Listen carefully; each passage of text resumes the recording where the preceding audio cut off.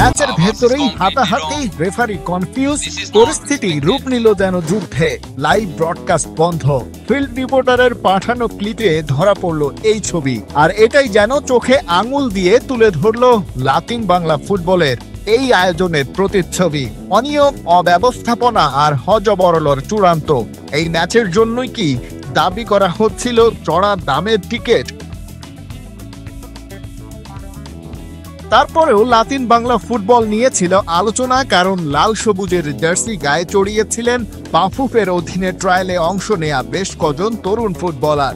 আয়োজকদের পক্ষ থেকে জানানো হয়, বাংলাদেশ ফিউচার স্টার্সের বিপক্ষে আর্জেন্টিনার জার্সিতে মাঠে নামবে সে দেশের ক্লাব আতলেটিকো চার্লনের ফুটবলাররা।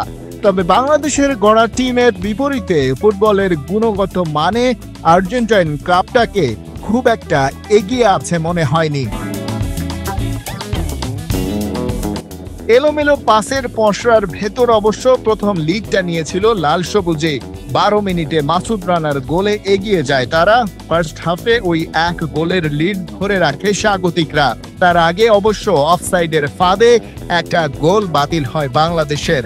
তবে ম্যাচের স্কোর কার্ডে ক্যাসপার হকদের 2-0 ব্যবধানে এগিয়ে রাখা হয়েছিল লম্বা সময়। ব্রডকাস্টাররা ভুল শোধরালেও ভুল করে বসে বাংলাদেশের ডিফেন্স লাইন। আর্জেন্টিনার সেই চিরচেনা জার্সিতে ঢাকার জাতীয় স্টেডিয়ামে নামা এমিলিয়ানো সামিয়েন্তে বিরতি থেকে ফিরেই গোলটা শোধ করেন। সেকেন্ড হাফের খেলা চলাকালেই বাধে গোলমান, সেখান থেকে হাতাহাতি।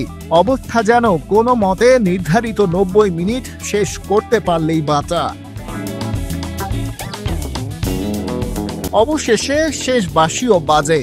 ম্যাচের স্কোর লাইন তখন 1-1 সমতায়। নির্ধারিত সময়ে শুরু করা যায়নি খেলা। ফুটবলারদের পাওনা পরিশোধে জটিলতার কারণে সেখানেও ছিল অব্যবস্থাপনা। ম্যাচ শেষ হলেও সেই রেসটাই আপাতত কাটছে না। তবে লিওনেল মেসি, নেইমারের মতো তারকাদের ঘিরে লাতিন বাংলা ফুটবল আর তার ফ্যানদের যে বন্ধন, সেটার প্রতিনিধিত্ব এই টুর্নামেন্ট কতটা করতে পারলো সেই প্রশ্ন রয়েই গেল।